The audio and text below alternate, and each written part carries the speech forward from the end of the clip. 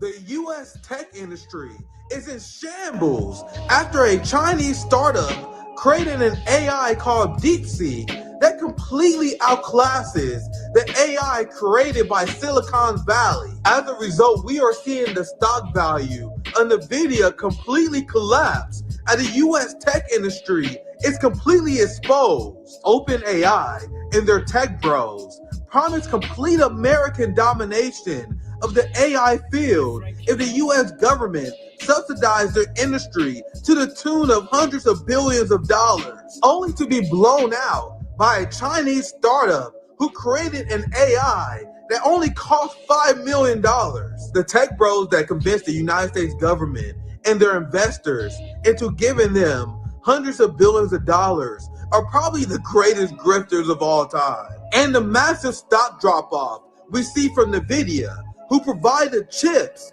for OpenAI, is the result of investors realizing they was conned. One of the most interesting aspects of the story is China's AI dominance, despite the fact that the United States did everything they can to contain AI technology development within China. Whatever happened to all those think pieces that claim that communist China simply cannot innovate? After the rise of China, it's clear that capitalism does not lead to innovation. If anything, it increases the cost of innovation because of the for-profit model.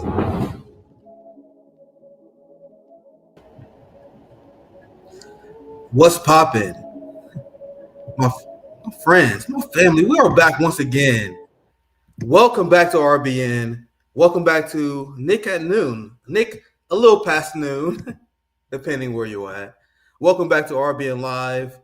I will admit, I am kind of nervous. I'm gonna call AT&T and give them hell because I think the internet at my new place is pretty shit. We will see how the stream goes, man. I'm not gonna lie, I'm nervous as hell. I think the internet here sucks, man. Let's see how it goes. Dude, I might have to cancel this shit, man. We see, because I was having a hard time loading that video up. But I took a break because I had this big move. In this era where we live right now, where housing is completely broken, we decided, and I explained this story on my show before, how I had people who was otherwise homeless, who I took in. People who are working class, they have jobs. They just simply can't afford a home. That's America for you. Meanwhile, white liberals like Jon Stewart, they can't stand China. Even though China, 90% of millennials own their home. The average rent is $500. And I'm paying an arm and a leg for a box. A box with shitty internet, apparently. Meanwhile, Americans are raging at them, but what we need to do as Americans is look at our current material reality and see how we can adapt to that, unfortunately. So as I had a third family member who would have been homeless if I didn't take them in. People ask what I'm doing. I was in mutual aid. It's about providing for your community, your family. So we decided as a family, I've been talking to my mom. You guys know I've been radicalizing the shit out of my mom. What's up, Q? I see you, brother. Can't wait to get your thought on the Chinese story that I've been covering. I'll just kind of go on the side round. I'll bring you in here very soon. We decided to have one house, and this is what I highly suggest people do if they can. Have one place that you leave open for family members who need a place to stay. We need to fight and destroy landlords because this shit is absurd. How you can be a working class, everyone that I'm housing, they got jobs. Then they had to beg me, sorry, Nick. Like, bro, you don't have to be sorry about anything, man. It's not your fault. It's the system that failed these people. They can't even, one of my people that live in my old house, they can't even find a house because the credit system's so fucked up. Made a few mistakes when he was younger, now can't get a place. Meanwhile, dumb Americans want to talk about the fucking Chinese social credit score system that they have in China. Meanwhile, we got working class Americans that can't get a place. So this is what highly important people to do. We need to adapt to the system while we're in the process of revolution. So I talk to my family, that house is for people who need a place to stay. You know what I mean? my cousin he has a small child. You guys stay there. I get a place, make some more room. You know what I mean? And that's why Holly's just A1 do. So we got a place that people, it's like preventing people in our family going homeless. And I see so many people who don't have a place to stay, and it's very sad because a lot of people don't have family like I do, and we're blessed in my family, right? But we need to adapt, and we need to reject individualism. We need to start taking people in. There's a boom of homelessness, and whenever I see it, I'm like, where are the people's family at? Where's the comrades? Where's the neighborhood? Anyway, I don't want to blame the proletariat too much because, once again, there's the failure of the system, but we must adapt. So that's kind of a short story without giving too much details. I probably already said a little bit too much, but that's why I've been gone for the week. That's why I had to make this move. And I'm paying a little bit more. Like, I'm paying an arm and a leg for this shit place. Anyway, look at my brother Q in. Great geopolitical analyst, intellectual scholar, a historian, RBN friend. What's poppin', Q? I'm just a shit poster, bro. Yeah, you already know I gotta hop my homies up. Fixing all these titles to me, and I'm just a shit poster extraordinaire. I would say you're a historian because your breadth of knowledge, especially in stuff regarding African history, the history of neocolonialism. I think you've been humble here, my brother. But I think legit historian chops. I was just kind of ripped in the beginning here, but I had an intro just to get started. I'm very interested in your perspective on this Deepseek story in China because there was a Chinese startup called Deepseek that completely tanked the tech industry. And do you remember this? Yeah, I never heard. I didn't hear about that. Is that Deepseek? Is that the name of them H-1B people that have been coming over? That's the AI. The AI. Oh, okay. The AI system. I can't believe you didn't have heard. I thought Deepseek was Indian tech workers. My bad. Deepseek is the AI that was just released by a startup that was only cost them like $5 million, and it completely blown away OpenAI. And I was having fun in the beginning because this is what the capitalist was saying about China for my entire life. Why China can't innovate. This is I think it's from the Harvard Review. Did I get that right? And then here's another one. Why China will never lead on tech. This is what talk about things that age like absolute shit. The cope is here's what it is, man. Here's what it is. For like, and this has been going for me. This has been as long as I've been reading mainstream press. I remember back in the early 2000s, Maclean's magazine, the magazine that I used to write. I used to do opinion articles for. They ran a cover story that was basically talking about how Canadian schools are being taken over by Chinese, and that Canadian students can't compete with the amount of Chinese that are coming over here, taking up all the available spots and so on. Which, I mean, it was kind of bullshit. Yeah, sure, there's a lot of Chinese students that were coming to Canadian universities, but that's because in the late 90s, early to mid 2000s, there was a wave of highly educated young people that were coming out of a cohort from a program that goes all the way back to Zhou Enlai's education reforms. And what they would do is send students outside of China to learn in the United States, the UK, Canada, elsewhere. They would go to Western countries and get a high quality education. To think about pretty much every single country in the world, no country is ever satisfied with its education system, like none of them. So it was a two-pronged approach. One was to create cultural integration outside of China. They wanted students to be able to go to school outside of China, integrate into other cultures and so on, hopefully bring that knowledge home. It wasn't until Xi Jinping's reforms, I think it was like 3 or 4 years ago, where they actually launched a program that would say to Chinese students abroad or even young Chinese professionals that have been educated abroad, hey, why don't you bring some of that knowledge back on home? And because at the time, the US, the UK, and Canada were running wild with this myth that there was a genocide happening in Xinjiang against the Uyghur people, they were letting go Chinese workers. They were accusing them of being spies, that they were not loyal to the United States, not loyal to Canada, etc. So they were letting them go. and they weren't hiring them after they graduate from university. So a lot of those students and young workers ended up going back to China and working on various projects. Deepseek, I don't know that I could say that that's one of them, but people act as if Deepseek is some sort of plot by the Chinese government, that it's a CCP experiment to steal Americans' information. And the funny thing is, to me, I'm really happy that there are so many people that are on they call it Red Note, or Little Red Book. I don't know how to say it. It's Xiao Hongshu, but I've been trying. I don't like to speak Mandarin out in public because my Mandarin is just trash. You gotta practice, man. Aren't you moving to China or something? Yeah. Well, we don't know about that yet. People just blow it up my spot. We don't know about that yet. But I do have a lot of friends in China, and I'm learning the language and getting to know the culture a lot better, even than I did over the past few years. And one thing that would surprise people is that China is a fairly bog standard liberal country.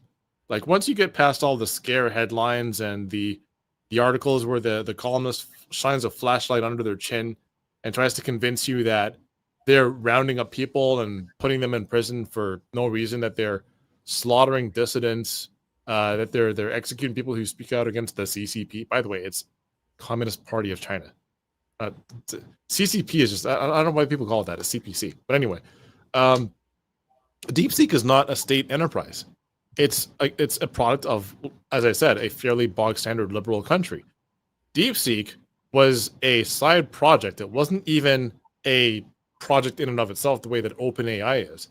It was a side project launched by High Flyer, which was a hedge fund created by a guy in his studio apartment after he graduated university. It's not like this is an algorithmic trading fund that, as a side project, hired a bunch of people, invested a few $1 million both into the technology and into their staff, and said, all right, let's see what you can do. And this is exactly what they did. They use, it's funny because on the one hand, people are scaremongering about what China intends to do with the data, that it's a psyop, it's a project to steal American innovation. It's none of those things. It was a project launched by the co-owner of a hedge fund. But on the other hand, there's also this scaremongering happening, saying that the United States or the Western tech industry is going to collapse. That they've basically popped the AI or the innovation bubble in the West. That Nvidia is going to crater. It's going to be annihilated. That all of the tech companies have just been exposed. It's not exactly that either. Like, as much as you see me, like I said, I shitpost on Twitter quite a bit, but I think people are kind of overstating the case here. I'm kind of a low-key nothing ever happens kind of person. I hate to say it. No, I really do. And I think when people understand, because my background, prior to getting into journalism, was in the financial sector. So I watched this stuff and I'm like, okay, you guys are really pushing it. Like, you're dragging it really hard.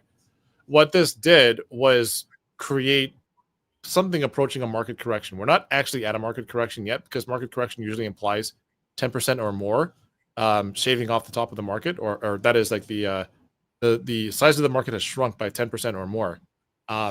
This is not exactly what that is. What it is that the amount of money and resources that companies like OpenAI have been professing to their financiers, the people that underwrite their projects, they're saying, okay, well, we're going to require, a $5 million or $10 million or $100 million investment. And the financiers, because they don't understand this shit, like, they're just looking at numbers on the sheet. They don't understand all of this tech jargon. So when tech people are coming to them and saying, we need another round of investment that costs tens, if not hundreds of millions of dollars, they say, okay, all right, well, just show us what you can do. And what Deepseek did was show them, we can actually get this done for a hell of a lot cheaper than they can, because they've been forced to. It's really funny that the headline that you showed earlier said that China is not capable of innovation, when Deepseek, if anything, shows the level of innovation that China is capable of.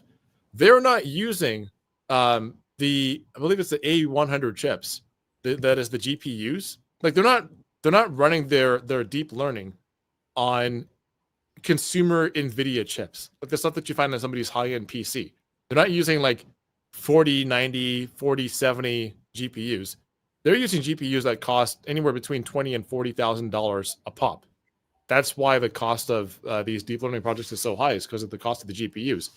But the thing is, NVIDIA has also been sort of pumping their own tires, because they will sign with a startup that claims that they're on their own deep learning project. This AI deep learning project gets a quote from NVIDIA saying, okay, well, we need to get hundreds or thousands of GPUs off of NVIDIA. NVIDIA provides them a quote. This startup company goes to their VC investors and says, hey, this is how much NVIDIA is going to charge us for the amount of GPUs that we need. Plus, here's our overhead costs for hiring, staff, administration, yada, yada, yada. That's how they end up getting the money. But the thing is, because NVIDIA is overinflating the price of its GPUs to these startups, they know they're going to get the money back because these startups get the venture capital. The amount of money that they get from the venture capital ends up going back to NVIDIA to process the order for these GPUs. But the price is so goddamn high. And they don't need these expensive ass GPUs. Deepseek got them done with H800 GPUs, which are a hell of a lot cheaper, and they're only allowed to buy so many of them. Because don't forget, the United States enforced trade restrictions on TSMC, saying that you can't sell more than X amount of GPUs to any Chinese company, otherwise we're going to hit you with tariffs or restrictions or any number of penalties. So there's only certain kinds of GPUs that Chinese firms can buy, and only in certain amounts.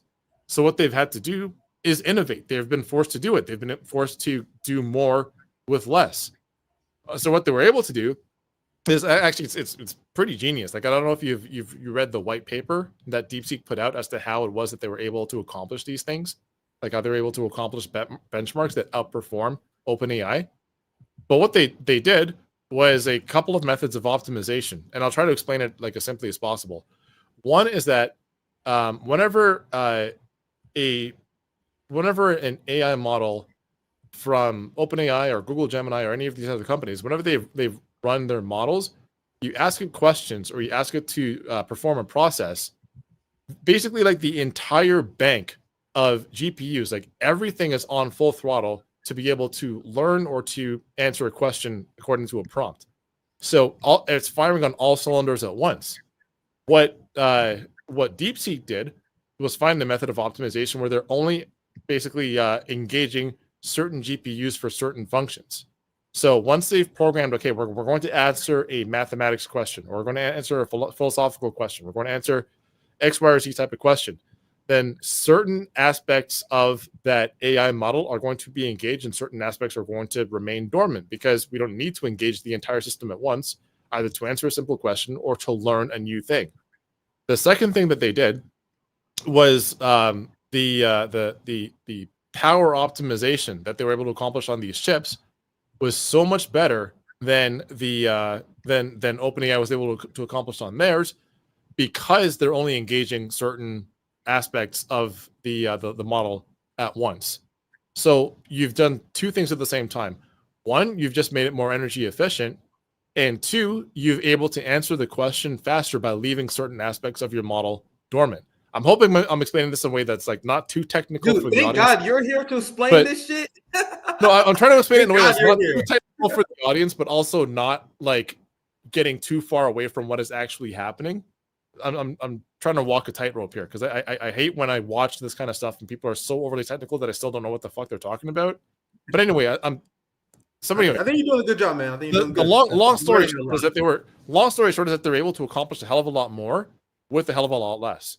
They were able to optimize their processes so that they don't have to use chips that are as powerful, as expensive, require as much power output, and they're able to answer the questions faster, and in a way that actually evades a couple of things. One, we talk about AI hallucinations all the time, where the AI is kind of like it's kind of using a context clue from what it is that you're asking to try and answer the question in a way that it thinks you want to hear it, but the answer may not exactly be true. Now, Deepseek, on the other hand, is just answering, generally it's answering questions with a lot more variability and not using your prompt to answer the question in a way that it thinks you want to hear it, but actually giving you a correct answer. So it is still prone to AI hallucinations. Pretty much all AI models are at this point, but they tend to be a lot more accurate and with fewer hallucinations. So I think it's an amazing thing that they did. And the best part about all this is that they released it open source. So if you go on DeepSeek, and I recommend people go in and register themselves on DeepSeek so they can just simply like ask it basic questions. It will allow you to see what processes are happening. Like it basically gives you like an underneath the hood look at what exactly it's doing to answer your question or to respond to your prompt. Whereas with OpenAI and Meta, Google, etc., people are calling it a magic box. So you have no idea what's actually going on behind the scenes. You enter the prompt and it gives you an answer, but it doesn't give you insight as to how the answer was arrived at. Whereas with DeepSeek, not only does it do that, if you have a strong enough computer, and granted you have to have a pretty beefy PC for this to work, you can actually download the DeepSeek model onto your computer and run it locally. You don't actually have to have an internet connection. That's not possible. I mean, it is possible, but it's not doable right now. The process is not available with OpenAI, Google Gemini, etc. But it is possible with DeepSeek because they basically just dropped it on the internet and said, hey, go to work. Here's your sandbox, go play. Yeah, which is exciting for AI programmers, I can imagine. Which is why I'm glad you're here, because I went to college originally for computer science and programming, but that was like in 2008. I'm like, with AI, I had no idea. Like, what the fuck? Yeah. I dropped out after 3 years. But I still know a little bit about like basic C programming, but AI, I'm like, dude, what? It makes no sense. Listen, man, I am the farthest thing from a machine learning programmer. Like a lot of this stuff is beyond me. It's well beyond my area of expertise. I understand what it is because I work in the tech industry, so a lot of the jargon it's intelligible to me. Just don't ever ask me to do what they do because that's not possible right now. Yeah, and that's what I want to get your perspective on, because this is what I find funny, and I think you broke this down as well. And this is why we're seeing Silicon Valley. I don't know if it's too hyperbolic saying being exposed for being grifters, because what their pitch to the United States government and to United States consumers was that they need public funding and we need all this support, billions and billions of dollars, because that's the only way to create United States dominance in AI. That's why I think it's funny that China then swooped in, and you did a good job explaining how they did it, because I have no idea how they did it, but they swooped in and they got it done in costing only $5 million or so dollars, and which led to investors. Go ahead, Q. Yeah. No, it was a $6 million investment. I don't know that I'm gonna say I'm a bit skeptical about that $6 million figure. Fair enough. But then again, I'm skeptical about all of the figures that all these companies are providing. So that's nothing special on their part. Yeah. But the thing is, what they were able to accomplish, again, this is not an AI company. The purpose of High Flyer is not to develop AI. Granted, they use AI, but their primary purpose was to deliver value for investors because they are a hedge fund. They're an algorithmic trading company. So way back in, I think it was 2000, I want to say it was like 2009 or 2010, something like that, where the CEO and co-founder of High Flyer, like I said, started this company out of his apartment. He had the idea way back then to use artificial intelligence to basically scrape the internet and scrape as much data as possible on whichever fund or investment that this company was going to make, crunch all of that data, and then try to make measured predictions as to what directions the market were going and what directions the share value of individual companies, which direction it was going to go, and then hedge against it. Which, granted, personally, I'm not a fan of the amount of brain power that's been siphoned out of technological innovation and has been shunted towards finance capital. At the same time, it turned out to have a good purpose after all. And I don't think really, like in China, that's not something that they really have to worry about, because the amount of technological innovation that's coming out of that country is like, it's just leaps and bounds of what it is that the rest of the world is doing right now. So it's not as big of a problem for them. It certainly is a problem on our side of the pond, because we have basically deindustrialized ourselves and placed the economy and the day-to-day well-being of every person living in these countries. We've placed it in the hands of finance capital, Whereas previously, it used to be in the hands of industrialists, and that posed its own set of problems. But at the very least, industrialists industrialized. They built things that you could actually use, things that you could actually like see, touch, sit in, operate. And now it's just redeveloping formulas for how it is that we interact with the world and adding a price tag to it. So, for example, I think it was Kroger's that announced the other day that they're going to use smart price tags. So you walk into the store and the facial recognition software that they use in their cameras recognizes that you've walked into a store. And when you go shopping for, I don't know, pasta sauce, eggs, milk, cereal, whatever, it's going to change the price tag based on the fact that it's you looking at it. That's what we've done with innovation in the West.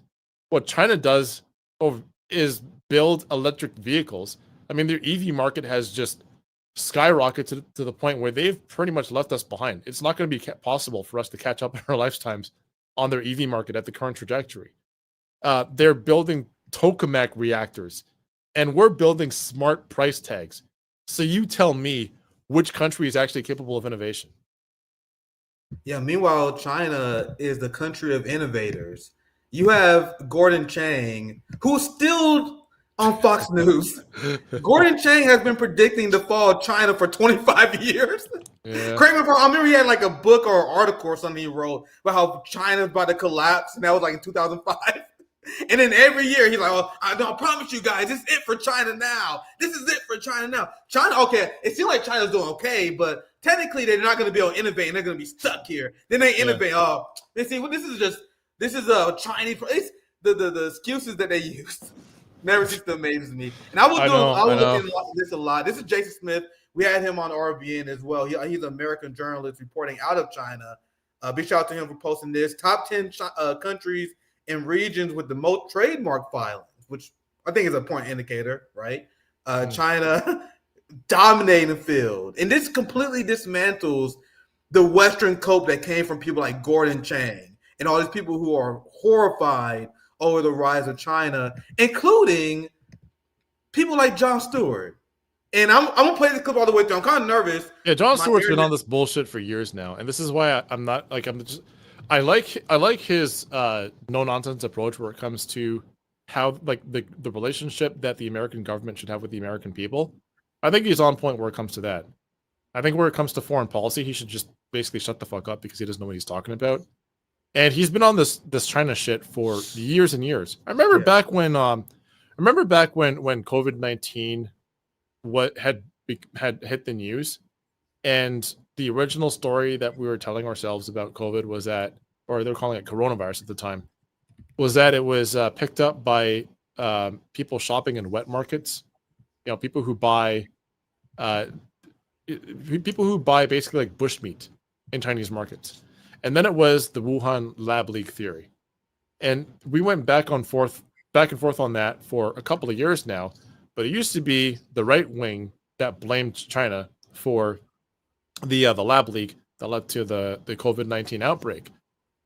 And yet there's any number of, I don't want to get into like too much conspiracizing on your show, but there's any number of red flags pointing to the distinct possibility, if not probability, that this actually came from the United States at first, was released in China for the purpose of blaming China. Like that's we already know that. I can see that. And the fact that I can send you links after the show. I don't want to put too much on it. Let's play this clip. Q, hold that thought. Let's play this clip. I'm only gonna play it once. Sure. Hopefully it works. If it doesn't work, I'll abandon it. I've been having problems with videos.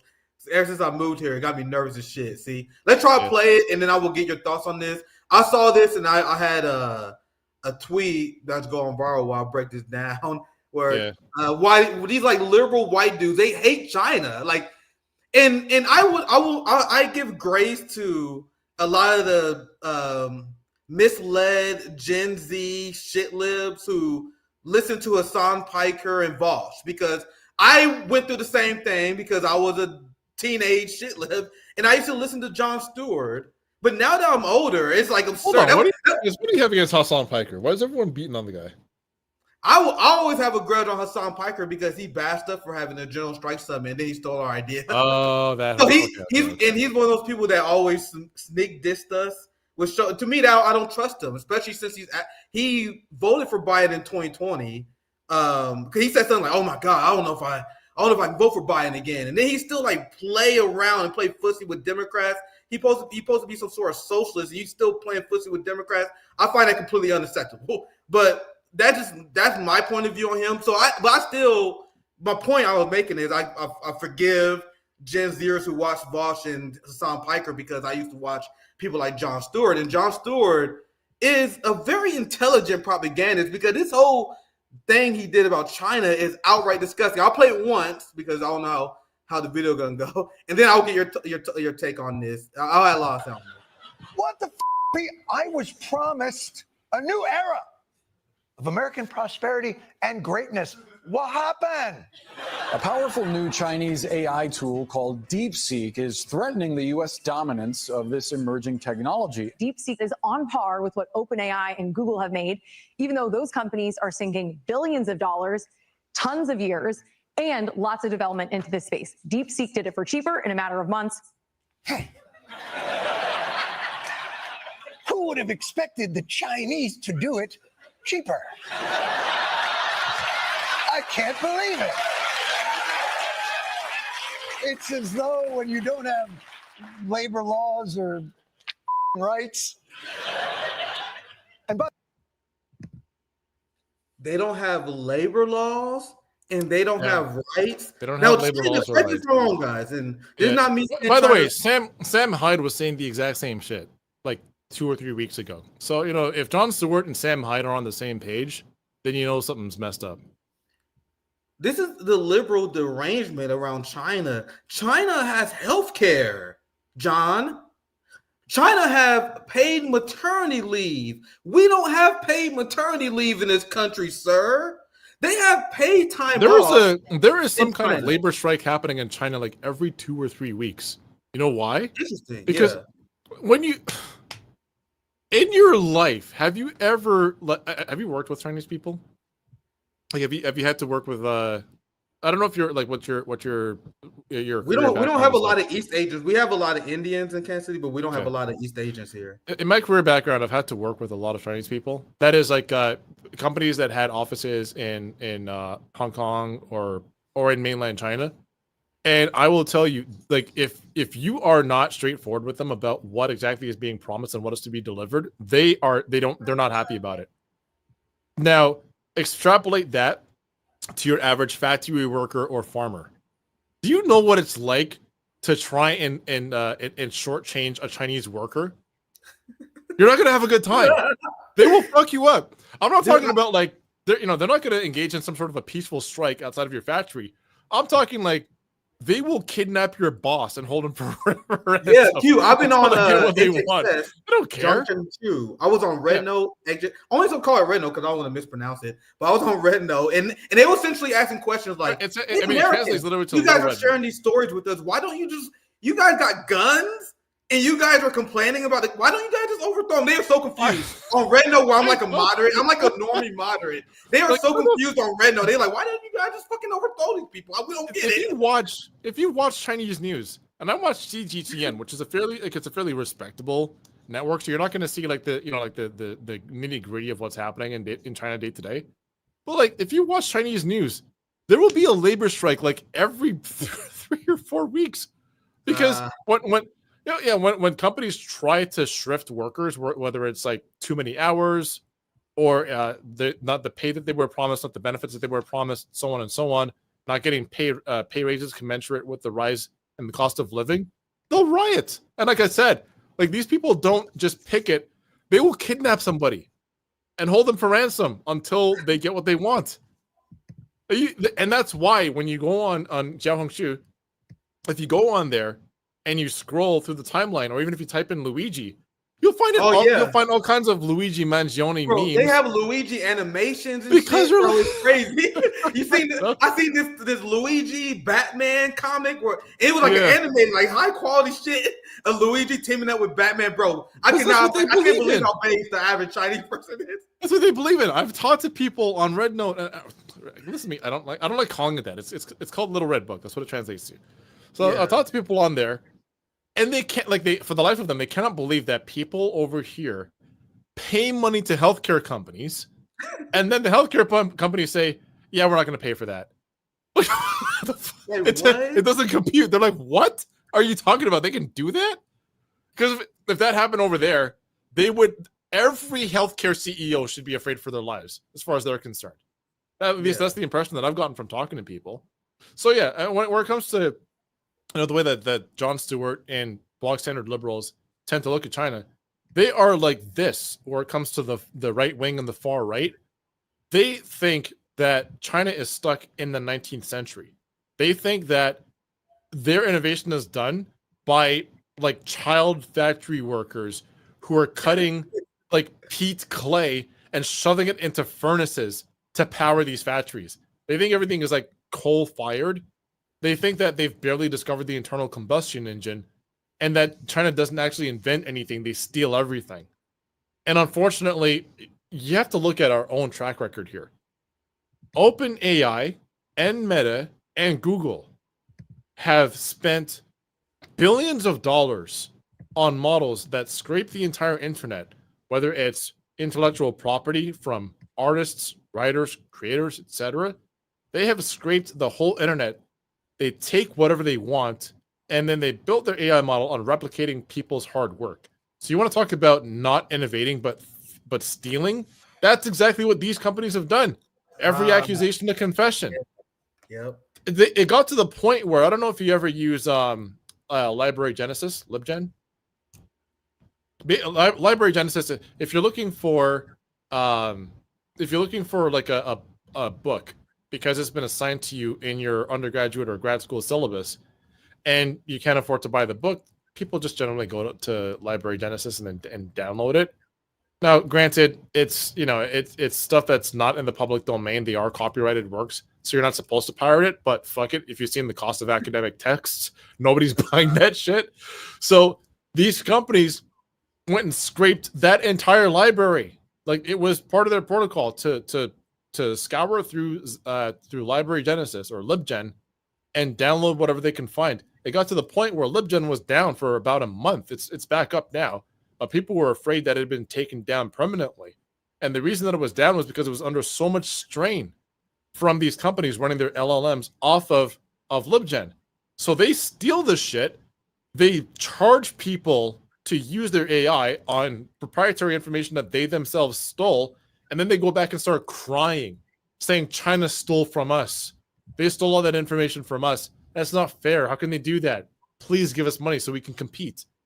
And the fortunate thing Deepseek did was submit a white paper to the public. They had their machine learning experts write a scientific paper, drop it in the public domain, and say, "This is exactly what we did to arrive at the models that we did. Here, it's right there. It's all out there for you. Have fun. Go to work. Hey, if you want to innovate off of what we did, feel free. Go ahead. We're not trying to keep this information to ourselves. It is part of the public good." And this kind of goes back to the way that, for example, medical patents used to work or pharmaceutical patents used to work. Was you had on the one hand the profit incentive to patent a pharmaceutical product, and on the other hand, researchers that said, "Hey, you know what? We could patent this information. I could benefit, and my children and my children's children could benefit off of this for as long as the patent holds out. But I don't want to do that because I'm just trying to contribute to the health sciences. I'm trying to contribute to human development." Like if you look at, for example, like the invention of insulin or the invention of penicillin, behind all of these great inventions come researchers that say, "This isn't for me. This is for humanity. This is for the whole planet." And I think that's the spirit of what Deepseek and what High Flyer has done, is say, "This is for the benefit of humanity. Here, enjoy." Yeah, and that's the exact opposite of what the capitalists in the West would do, which would, and these are the same people who don't value curing diseases because treating a patient is more profitable. Anyway, I think any last thoughts on this? I want to get to my other story as well. Here, Trump saying that this should be a wake-up call for American tech companies. Make sure you guys still check if you're subscribed. I've been putting in the comments of people saying they've been unsubscribed. I explained before how at the end of the year, YouTube purged 2,500 of our subscribers, and they are purging them every day. Like, lucky enough, our shows are such a banger that every time they're gonna purge some more after this episode. Oh, they definitely, after your ass was on here. So luckily, my show is such a banger that I get one follower for every like 1.5 they purge. So I was able to keep our like head above water. But hey, man, YouTube is definitely trying to kill our channel. Like, it's obvious to everyone who's watching. You guys been commenting about it. It's not a big deal. I like doing this show because I get to talk to people like you. You know what I mean? I get to build a YouTube community. I'm not trying to be like some big fucking YouTuber. So to me, it is what it is. But if you guys enjoy my show, please like and share because that's how we break the algorithm. I saw someone, let me put that comment up and said, damn, I lost it, man. We got a lot of fucking comments. I'm gonna read some super chats as well. Where did that comment go? There you go. Can you do a bi-weekly or monthly check-in with Q Anthony? Q Anthony is definitely a friend of RBN. We definitely gotta have you on a lot more this year. It's always great to have you on. Phil saying here in his analysis. Hit me up whenever. Let me read a few super chats and then I'm gonna get to our next topic just for a second time. We're about 40 minutes in. Thanks for 1999 Plato Beer. Great analysis on your show. 100% and engaging conversation too. Like, you guys see how Nick at Noon, Nick at Night, season 3, we've been having absolute banger guests. Q just one of many. Make sure you guys subscribe if you and check and see if you subscribe. It's been a giant problem. I'm sorry I had to blow you guys up, but it's been a giant problem. And you guys know I got this fat ass rent I gotta pay now. So sorry I do a little more ass to pay for this fat ass rent. Thank you for $5, Chris. Red Note users. Oh yeah, bro, this place has been heaven. This is another thing I've been seeing a lot. Red Note users praising Fred Hampton, Black Panthers. I feel right at home with these people because they know history and share information. When I've been among my Chinese brothers and sisters on Red Note, I understand exactly why white America hates China so much. Like, because you do feel right at home. These people are based, and that's why they're terrified of them. Yeah. There's a few more super chats, and we continue. Thank you for $20, Edwin. Thank you for obliterating anti-Chinese propaganda. It's been one of my favorite things to do recently. Been one of my absolute favorite things to do. And I have love for Shama and a lot of the work strike back Greek white compatriots, but that's the one thing I put back on them on is as Americans, like as an American, I'm very impressed with Chinese society. I'm not saying it's perfect, but they actually have a well-functioning, safe society where people walk around safe at night, women can walk around. How can you not be impressed by that? How can you? They have a society that completely reined in the landlords. They have these regulations where you can only have 2 properties and you can't rent them out for profit. I don't know exactly, but something you don't own the land. You can own the building, but you don't own the land underneath it. Yeah, and I'm not saying you guys got like China, but how can you not be impressed by that? You know what I mean? So that's why I've been obsessed with destroying like this insane China xenophobia, which lead to most Americans. This last poll I saw in 2021 was like 57% of Americans view China as an adversary. Why the fuck are people finding China to be an adversary? NATO is my adversary. The military industrial complex is our adversary. What country has China bombed? But all right, let me start. I don't want to go on another rant for a second. No, I completely understand. Here's my whole thing, man. I've been boosting China a lot over the last few years. And I very much admire their society. Why? Because I want us to be able to do the same thing. Yeah, we should be able to accomplish the same things, if not better, right? Like people say that they're because their society is non-diverse. It's oh my god, the word's escaping me here.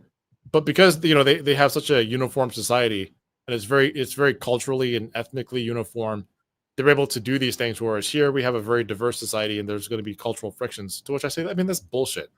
There are dozens of ethnicities in China, or people say that they're a lot more obedient. They're a lot more willing to follow authority. And I'm like, Have you met Chinese people? I already knew that China was very diverse, but being on Red Note was very eye-opening as well because you can really see it. Like, I knew it on paper, but it's still extremely interesting to see.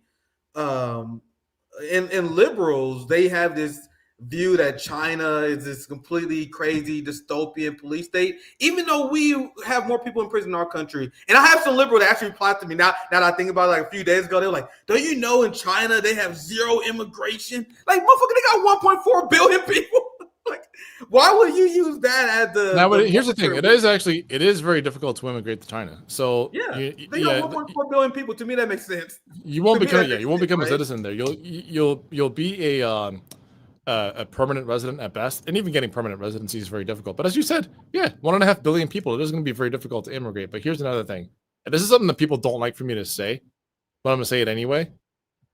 The presence of a border implies the violence of its maintenance. That is, we should have strong. I mean, you may not like it, but borders exist for a reason, and countries should have strong border policies. Sorry, but it's just true. That includes America as well. It includes Canada or wherever. Yeah, there should be strong borders. Immigration should be a very difficult process, if not even costly. It should be that way. Why? Because you don't want a wave of people coming into the country that undercut both the labor value and the conditions of labor. Like you don't want downward pressure on wages, and that's what unchecked immigration does.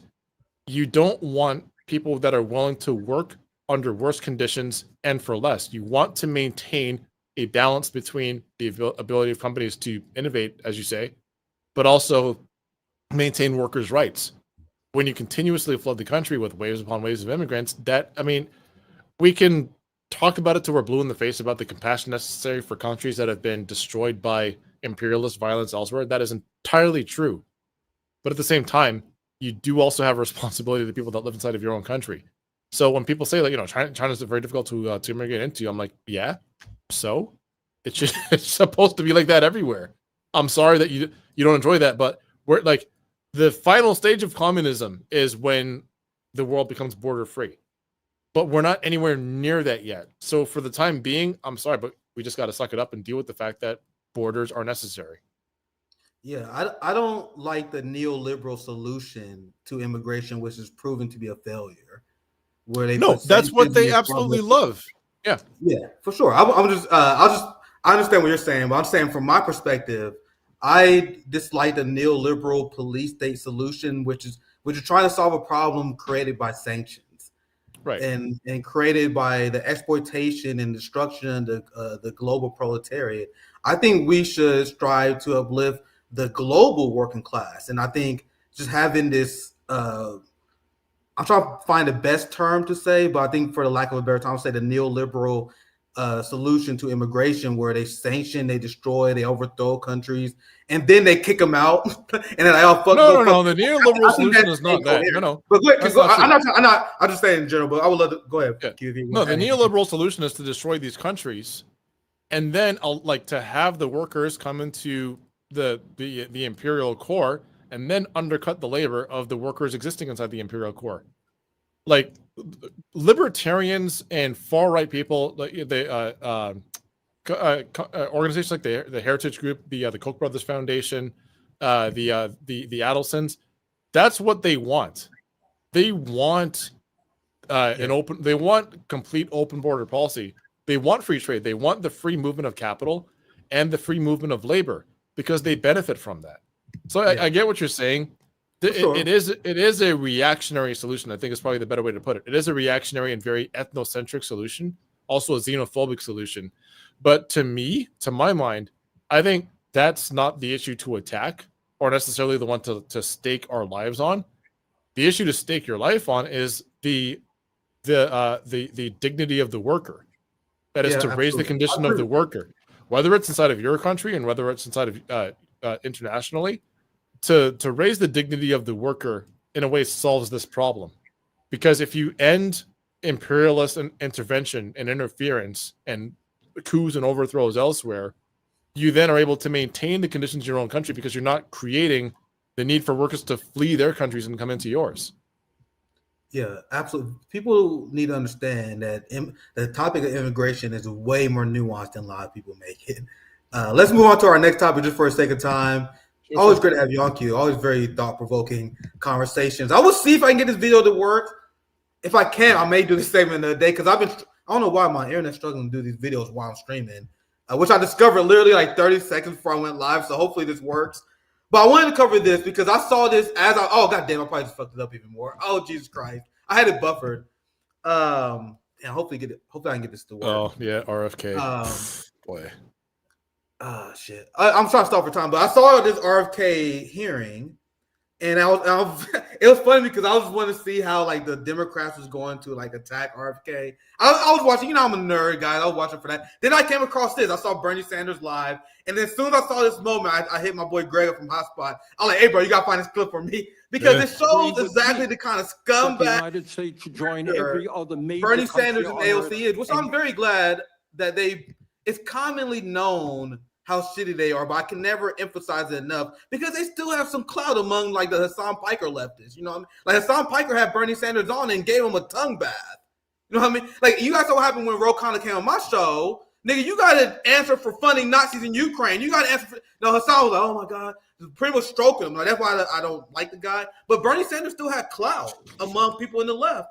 Unfortunately, that's why I got to continue to expose them. So the question that we should ask here, not the action that Bernie Sanders did against RFK, whether it's good or not, the question I have is why didn't Bernie Sanders do this regarding his good friend, genocide Joe Biden, who said he would veto Medicare for all? So let me play the clip. Yep. Let's see how much I can play, and I'll get you in for as long as you want, Q. Let's play the clip. Agree with me that the United States should join every other major country on earth and guarantee health care to all people as a human right. Yes? No? Senator, I can't give you a yes or no answer to that question. Healthcare a human right. Is healthcare a human right? In the way that free speech is a human right, yeah. I would say it's different because with free speech doesn't cost anybody anything, but in healthcare, if you smoke cigarettes for 20 years and you get cancer, you are now taking from the pool. Well, and so are you guaranteed the same right, or is there also a duty? I'm sorry. I'd love to talk for an hour with you. We got a few minutes left here. All right. Agree with me. So, Q, I would love your thoughts there. I saw this live, and I was actually very surprised that Bernie let him off the hook there, because then he went on to complain about RFK Jr. vax. Like, bro, you had him nailed. You had him nailed against the wall, someone who claimed to be for help, but not for health care. But then Bernie quickly moved on. But what's your thought, Q, before I get into my rant? You have any thoughts? I find it wild that RFK Jr. is being confirmed for this position in the first place. I was like, hey, yo, you know what's going to be awesome? When it's going to be possible for you to just like not even go to your doctor and get a prescription, but to be able to get like testosterone over the counter. Right? Like if you could just like go to your local CVS and get like trenbolone, clenbuterol, and a test vial like right over the counter. I'm looking forward to it. So what are my thoughts on this? I don't know. It's a huge farce. The fact that Bernie had none of these questions. Exactly. And it didn't have these questions in 2021. And throughout the entire Biden presidency was basically a loyal puppy dog.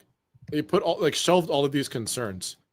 And then now that Trump is back in the power, and this is, beyond just RFK Jr., this is like every left cause that we've been squabbling about for the past couple of decades. Not just where it comes to healthcare, but where it comes to the war on Gaza, where it comes to ICE detentions and deportations, where it comes to living or I don't want to say minimum wages, but living wages. All of these issues were pretty much shelved during the Biden presidency, and now they're just like coming right back up again. Exactly. I don't want to say this on your show, but I'm reminded, just like seeing the still frame of this, I'm reminded of a famous screenshot that you see going around on the internet all the time. That says 2 R words fighting. And I'm sorry, but that's just what's coming to mind right now. I hate to be that person, but that's what's coming to mind. The problem with, and it's so clear what Bernie and AOC doing. Now all of a sudden they talking about Medicare for all again. I approached Ro Khanna about this as well. Bernie Sanders, there was a Medicare for all march in 50 cities across this country. And I gave a speech at the Kansas City March for Medicare for All. I think it went pretty well. There was a lot of people there. I remember. Not only did Bernie Sanders not show up for the March against Medicare, March for Medicare for All, he didn't even tweet about it. He couldn't even be bothered to. So guys, ask yourself this question: why wouldn't he at least fucking tweet about it? Because it's a career hobby horse. This is what he. Here's the thing, man. I would have had a lot more respect for him and understanding of what his political strategy is if after the 2016, if not the 2020 election, that all of his mailing lists, the organizational power that he built under his campaign, his primary campaign, both in 2016 and 2020, should have ostensibly led to either an expansion of a centralized DSA or a breakaway Labor Party. And neither of those things happened because if essentially Bernie is a sheepdog. I'm glad that through Bernie Sanders, a lot of people in the United States have been exposed to politics that are left of centralist for sure. Democratic Party politics. He does deserve credit for that. And I think through exposure to politics via Bernie Sanders and his surrogates, people have also discovered socialism, social democracy. They've also discovered communism and have tilted in that leftward direction. I think he does deserve credit for that. But I think at this point, we've evolved past the need for Bernie Sanders and into a need for a powerful and robust Labor Party that can't be ignored. And that's not just the United States. That's Canada. In the UK, they need to recapture their own Labor Party. But the fact that the majority of the West can operate without functional labor parties should tell you that we don't live in democracies. Essentially, we live in a neoliberal oligarchy that, for all intents and purposes, are just one-party systems. Yeah, you guys see. I can't get videos played like that for real. But it's not that important. But this is my speech at the Medicare for All rally that Bernie Sanders had nothing to say about, and it's very insidious because these same people are now pretending to have sympathy for immigrants, even though you guys know that Joe Biden increased the ICE budgets to record levels. And now liberals are just now discovering what our ICE rate is. Joe Biden deported more people in his first term than Donald Trump did. Than Donald Trump did, $6 billion. And so more did than Barack Donald Obama. Trump. So did Barack Obama. Deported more people than Donald Trump did. Both of his terms. I know it's but here's the thing though. We can say this till we're blue in the face, but at what point does it become bitching and complaining about what are essentially table stakes? You know that that's what these people do. You already know that we predicted this. We said once Donald Trump wins, you're going to see every liberal start caring about immigration and deportations again. They're going to start caring about Palestinians in Gaza. They're going to start caring about healthcare. They're going to start caring about living wages. We already knew all this. They're doing exactly what we said that they were going to do. So then the question is, why continue to bitch about it if you know that they're never going to change? That's just who they are as people. They have no honor. They have no principles. My only pushback on that, Q, I understand what you're saying, that we know that, but we keep seeing people fall for this over and over again. But at a certain point, though, you have to build. And I'm sorry to put you on the spot like this, but I think as an American with the kind of politics that you have, it is also partially your responsibility. That is, if we know that that's what they do, the messaging against it is one thing, but then there's also a responsibility to start organizing with other people to build that actual Labor Party that you're talking about. Yeah, I absolutely agree with that. And that's what we do here. And that's why I think it's very important to expose, because there's this pendulum that swings every single time. When Democrats in charge, I'm here to expose to the people who voted for them and believe to them why they sold them out. The same thing that we're going to go through in the next few years, because there's already a lot of these videos of working class people who voted for Donald Trump, who's now afraid that he's cutting child care and cutting all these rights, like all these meltdown videos. And I am in a position where we got to be there for them and pick them up. And these moments where we got to have, because it's easy for people who analyze and study this to swipe aside, like, oh yeah, this should be obvious, but it is not. It is absolutely. I see people who claim to be socialists. I see people who claim to be communists in the DSA who are still arguing that Kamala Harris is the lesser of two evils. So while it may seem obvious to us, it's our job to continue to be there for the working class and push them in the right direction, while doing at the same time what you say is organizing, which is my personal goal as well. Yeah. And it's clear for us to highlight the moral depravity of these people before they mislead the working class.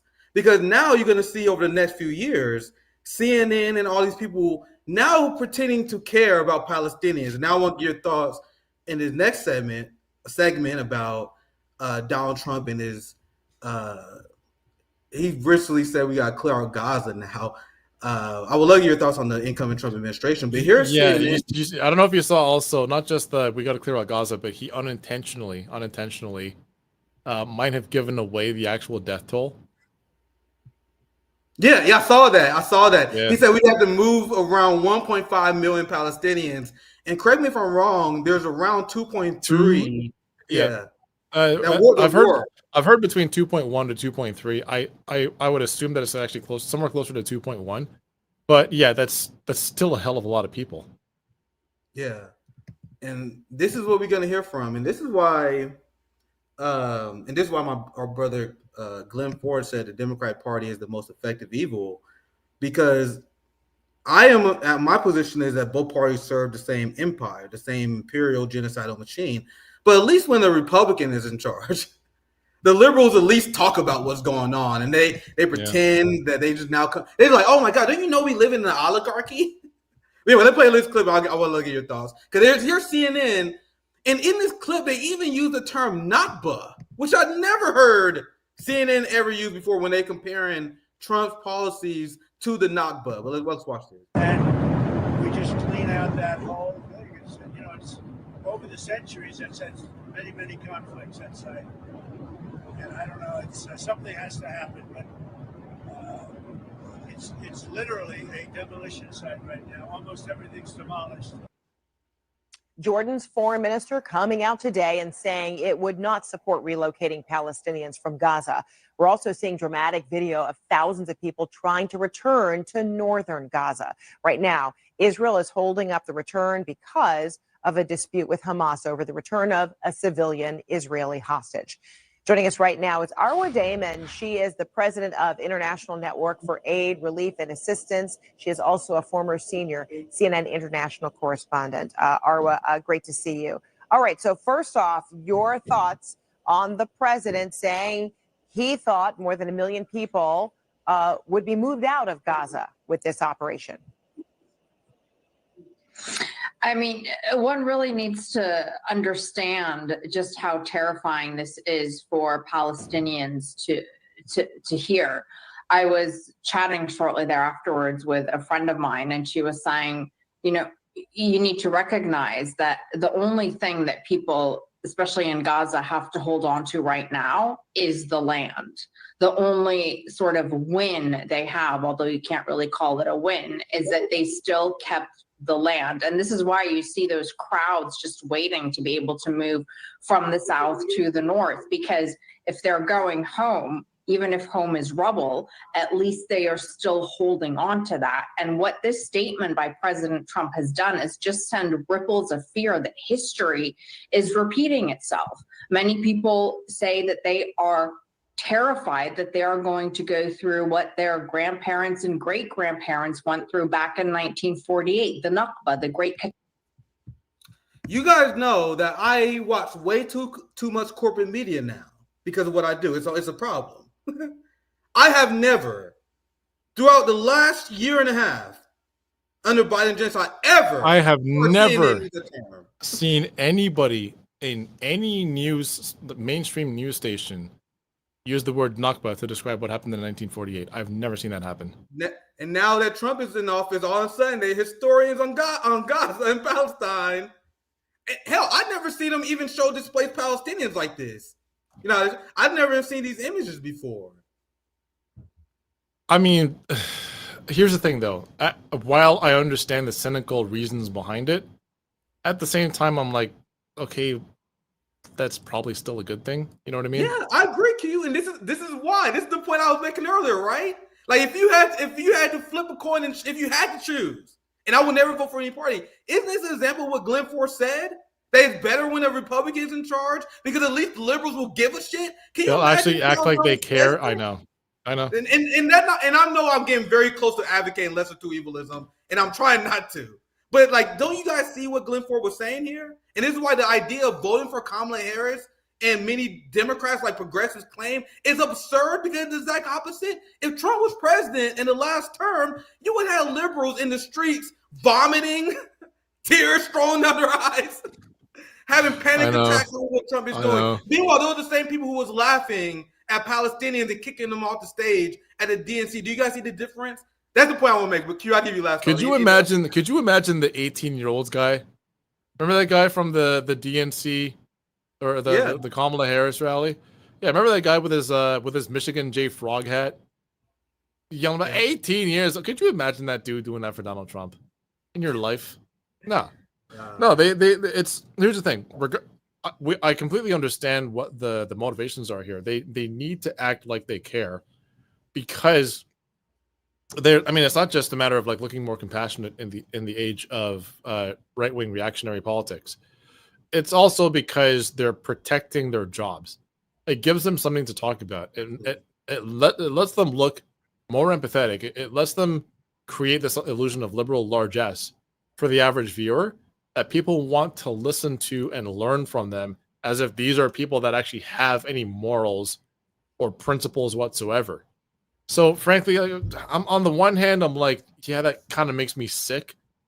And I understand what their motivations are for this. But on the other hand, at least they're fucking paying attention now. But you're right. I think like people call me an accelerationist for saying this, but it's absolutely true.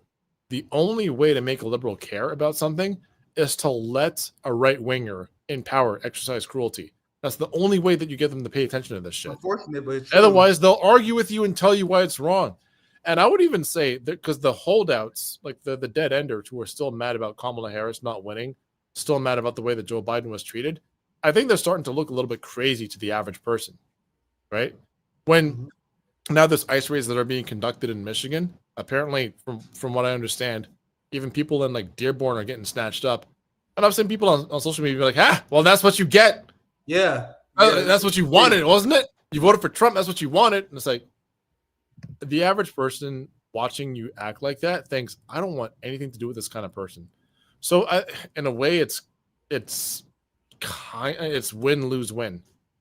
Win in the sense that we're now getting people to care about this stuff. Lose in the sense that there is an unprecedented wave of whether it's institutional violence, interpersonal violence, etc., that's going to be inflicted against marginalized populations. But then also win because the average person is going to be looking at this and saying, this is not the kind of country that I want to support or live in. I can't live with that on my conscience. So yeah, we're about to go through the exact same thing in Canada. We're not there yet. As a matter of fact, somebody who a lady who went on CBC News to talk about what she lost in Gaza, including her own brother, that is like the toll on not only people who live in Gaza, but on their extended family members in the diaspora, was on CBC News just last week.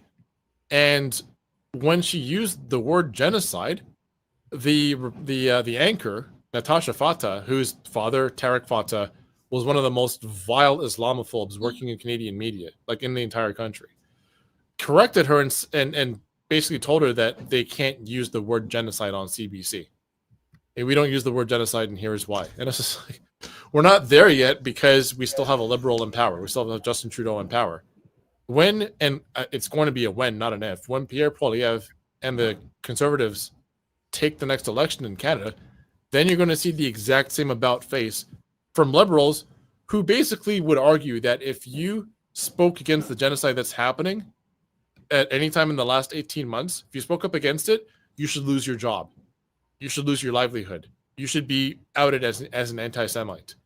Happened to me, happened to several people that I know, happened to dozens and dozens of people across this country, because when liberals are in power, whatever they do to satisfy the desires and the orders of the Zionists that line their pockets, when they do that shit, we're supposed to act like it's no big deal. But all of a sudden, when a conservative is in power doing the exact same thing, then we're supposed to care. Yeah. And I've seen, because the liberals said that Donald Trump is a fascist that's going to destroy our democracy. Okay. Let's say you believe that. What is the liberal response to Trump thus far? Tweeting. Thus far, they've been yelling at third-party voters. I see. They're yelling at Jill Stein voters, and there is not a single district. I defy these people to point to a single district that Jill Stein, like votes for Jill Stein, had they all gone to Kamala Harris, that the district would have swung in the other direction. I defy them to find a single fucking one. It's not possible. There are. Kamala Harris got blown out in every swing state. She got blown out across the map because she ran a terrible campaign and she's a bad candidate. And the cope now is, well, this is what y'all wanted, isn't it? It's like, well, if you'd have fielded a better candidate, we wouldn't be talking about this now, would we? Yeah, and I would love your opinion on this, even if it means you pushing back on me. I feel like the liberal focus, the left focus, and damn, this is, let me turn it. I gotta show you guys this article here. The liberal focus on DEI seems to be extremely misplaced. And once again, feel free to put back on me if you want to on this. Because in the midst of fascism, and this will be our last segment today, Donald Trump is a fascist that's going to destroy our democracy. You have black liberals focusing on boycotting Target, and now they are trying to tell black people that they should shop at another corporation that is owned by BlackRock and capitalists instead because of DEI. And I explained before, I think as especially black people in the United States, we need to be pushing for advancing the conditions of the black community and preventing the exploitation of black labor. But instead, liberals are focusing on DEI, which mostly impacts and benefits white women, Asians, and other. I'm not saying we don't benefit. Don't let Taylor Lorenz hear you say that. Don't let Taylor Lorenz hear you say that. I was gonna say, don't let Taylor Lorenz hear you say that. She will show up to argue immediately. Dude, liberals keep tricking black people into voting for shit that benefits white women. Anyway, sorry, go ahead, Kel. I would like to get your thoughts on this. No. It's there's nothing to push back against. I've been saying this from the very beginning. DEI was a crock of shit from jump. The reason that these DEI initiatives were pushed after 20... Now, granted, there was a DEI push from about 2015 to 2019-ish.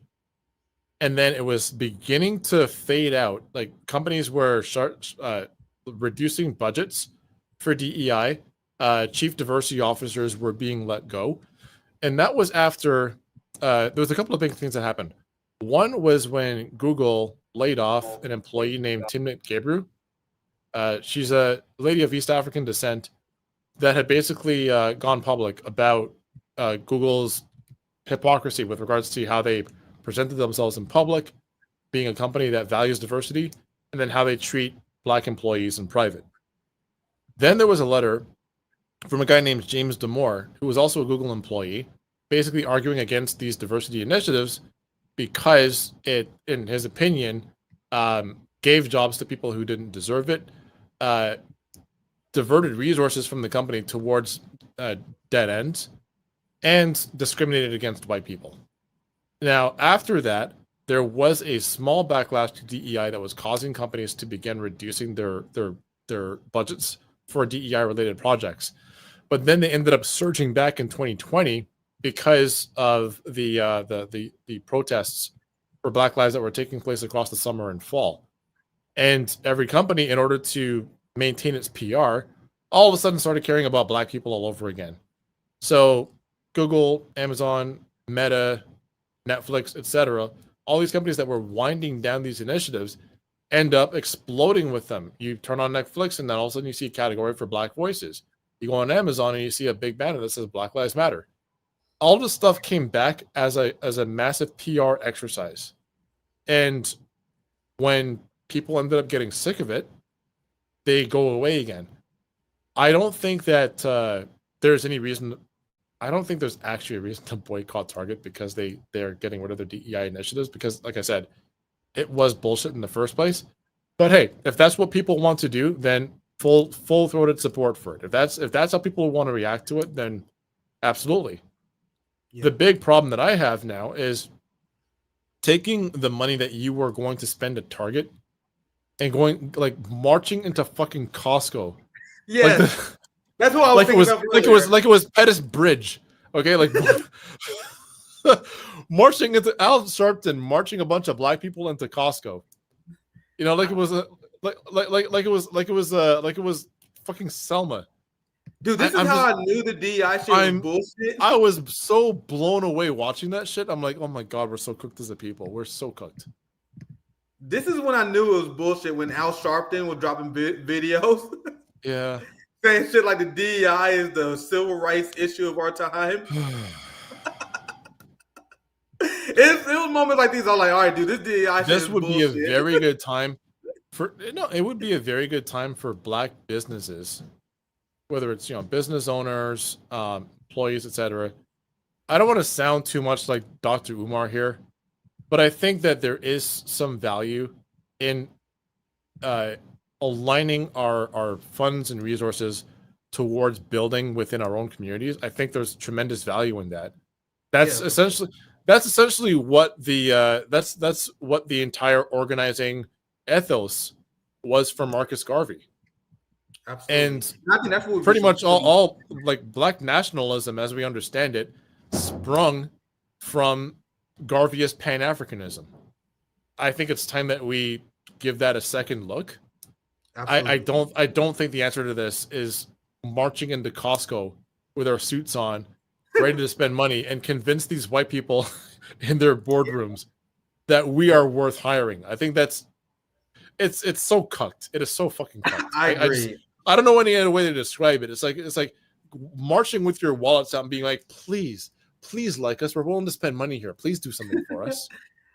Like, please accept us. Please accept us. Like I absolutely. It's so pathetic. 100% agree. Yeah, 100% agree. DEI is one of the things that we were tricked into fighting on behalf of white women. And I gotta be very careful here when I say this, because on one hand, I don't want to discourage people from engaging in actions outside of electoralism. I'll pass right to you, Q. I don't want to dissuade people from doing that. So I don't want to dissuade people from boycotting. So I gotta be very careful how I say this. But you guys understand that the effectiveness of boycotts is very limited in our monopoly capitalist-based structure, right? So you take your money from Target and you give it to the Walton family. You take your money and give it to Costco. So we live in a system of monopolies. So people, I know, and I try to support BDS. I try not to shop at non-Zionist institutions. Like I try to avoid Nike, but I'll probably buy some clothes that's fucking owned by a Zionist, guys. You gotta understand, there's no ethical consumption under capitalism at the end of the day. But with that said, please, like, boycott is still good, but you guys can't expect it to be effective in a system of monopoly. I'm gonna push back on that. real quick. Feel free. I would love to hear it. Okay, so where it comes to consumer safety, and where it comes to the chain of labor, like the how the product is manufactured and then delivered to store shelves, the consumer boycotts have direct effects on those particular aspects of consumerism, because it affects the company itself. It affects what the company actually does. As to the company's internal practices, as to the company's investments, I'm not a fan. I just don't think it's a good idea. Where has it ever borne fruit? Okay, consumer activism against automobile companies for the purpose of increasing safety, i.e. safety belts, airbags, etc. Consumer activism against companies that used CFCs in their refrigerants. So companies that make air conditioners, companies that make refrigerators, etc. Consumer activism in the 1990s forced them to take CFCs out of their refrigeration process. Consumer activism, I think, even against companies that, let's say, use palm oil products, I think is a good idea, because this has directly to do with the process of manufacture. Consumer activism against companies because of their political stances, I think it's stupid and self-defeating. It's never accomplished anything. And I think that it's a feel-good measure that people engage in because they feel like they don't have any other options. They've tried going to the voting booth, hasn't gotten the outcome that they want. They've tried speaking to people in government, in nonprofits. They've tried doing shareholder activism, hasn't changed the practices of mining companies, hasn't changed the practices of banks that invest in companies that, let's say, manufacture arms that sell to Israel. Hasn't really accomplished a whole hell of a lot. Now, granted, I think, for example, students who march and protest universities that invest in Israeli arms companies, hey, yeah, sure, great idea. But asking somebody to not buy Starbucks coffee or go to McDonald's or buy Coca-Cola, show me where this has actually worked in North America. It's worked overseas for a very good reason. Well, yeah. It works in the Middle East and North Africa because that's who their consumers are.